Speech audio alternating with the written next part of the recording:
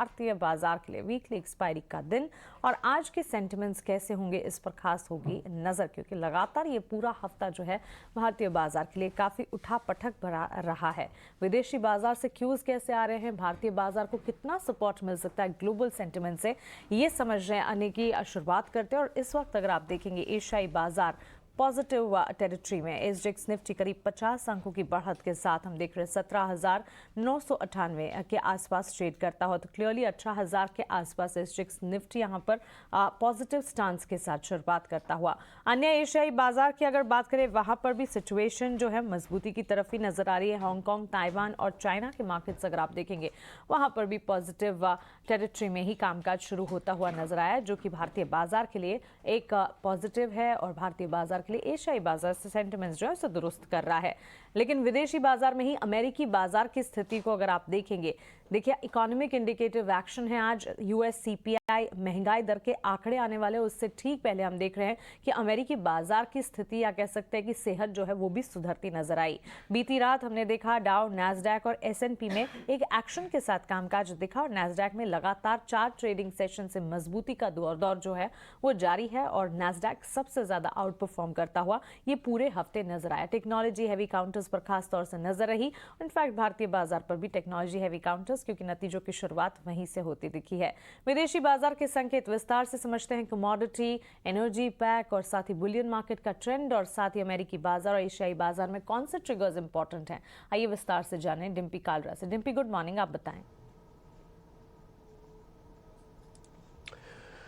Good morning. अगर आप US market से कुछ संकेत देखना चाहें तो वहां पर अभी इन्फ्लेशन के नंबर आने हैं, सीपीआई के नंबर। आज भारत के अपने भी सीपीआई के नंबर आएंगे लेकिन ठीक उससे पहले यूएस मार्केट थोड़ा प्रिपेयर हो रहा है, और क्योंकि उसको एक्सपेक्टेड है कि जिस जंग से वो लड़ रहा है उस जंग के नंबर्स काफ़ी अच्छे रह सकते हैं।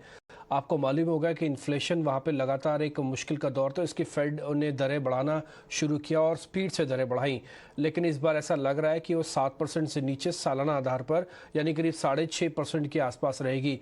हालांकि अगर आप मंथ और मंथ के बेसिस पर देखेंगे कोई बहुत बड़ा रिलीफ तो नहीं आएगा, बट हाँ फिर भी आपको रिलीफ मिल सकता है 0.1 से 0.2% का।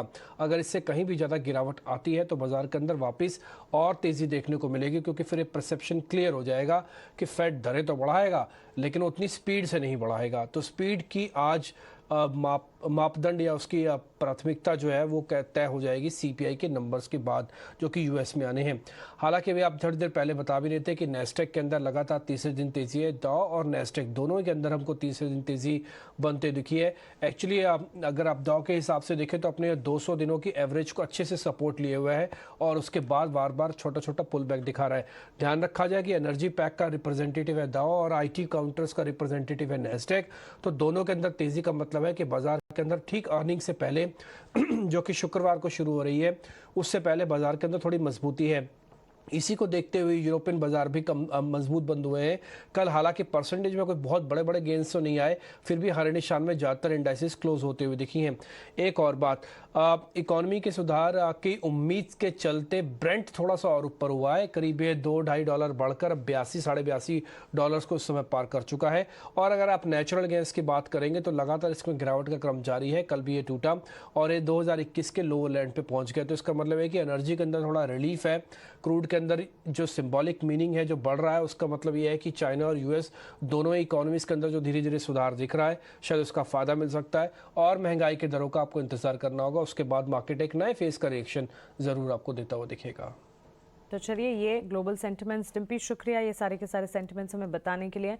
महंगाई के आंकड़ों पर नजर है और उन आंकड़ों से ठीक पहले हम देख रहे हैं कि विदेशी बाजार की सेहत जो है वो काफ़ी ज़्यादा पॉजिटिव। कल दोपहर यूरोपियन मार्केट्स में भी एक्शन नजर आया, उसके ठीक बाद बीती रात अमेरिकी बाजार का भी एक्शन ठीक ठाक रहा और यहाँ पर अगर आप एशियाई बाजार की शुरुआत देखें वो भी काफ़ी हद तक पॉजिटिव है। लेकिन ये पॉजिटिविटी भारतीय बाजार के लिए कितनी सकारात्मक साबित होती है, इसे हमें देखना होगा। चलिए आगे बढ़ते और कल के कारोबारी सत्र में संस्थागत निवेशकों की तरफ से किस तरह का एक्शन दिखा है वो आपको बता देते हैं। FIS-DIS की तरफ से सेलिंग इंटेंसिटी का आंकड़ा सिर्फ एक बार हमने छोटा देखा, उसके बाद FIS की सेलिंग जो है वो लगातार जारी है और आंकड़ा भी कल ही की तरह आज भी एक बढ़ा, इनफैक्ट कल से भी ज्यादा हम देख रहे हैं बिकवाली एफआईएस की कैश मार्केट में 3,208 करोड़ की बिकवाली एफआईएस की कैश मार्केट में ताजा डेटा के लिहाज से यहाँ पर नजर आ रही है।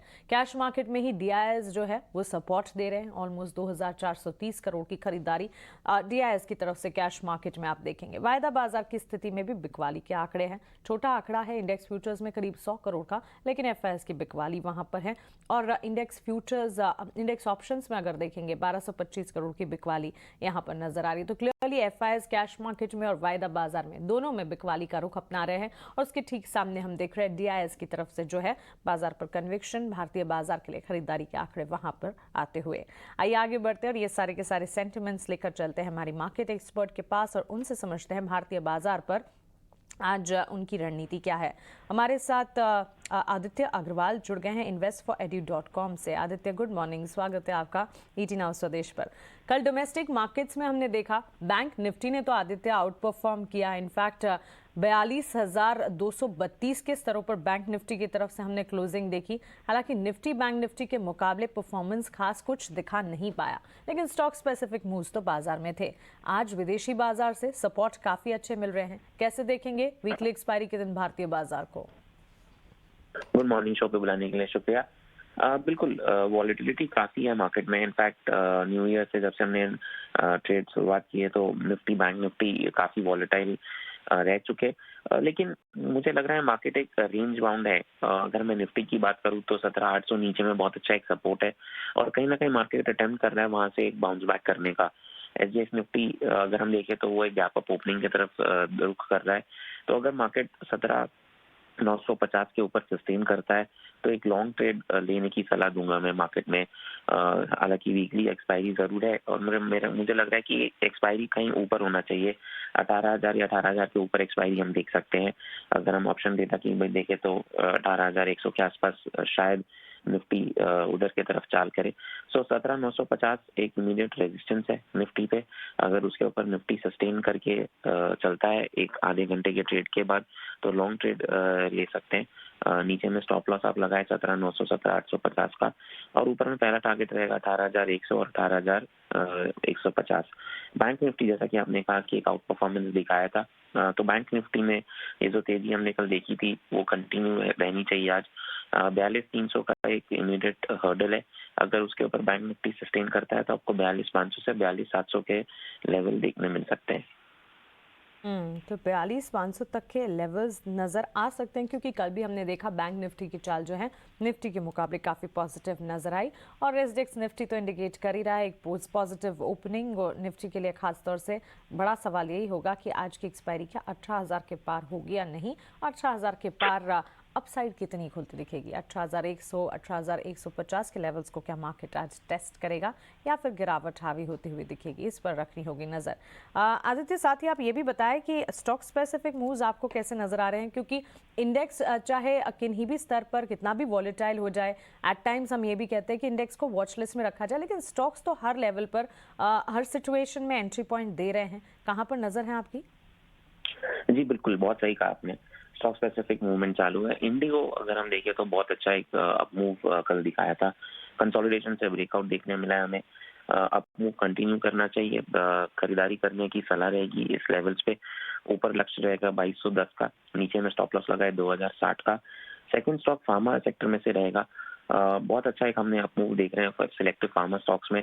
सन फार्मा कंटिन्यूअस आउट परफॉर्मेंस दिखा रहा है। कल एक कंसोलिडेशन जोन से इसमें भी एक ब्रेकआउट देखने मिला हमें बुलिश फ्लैग पैटर्न से।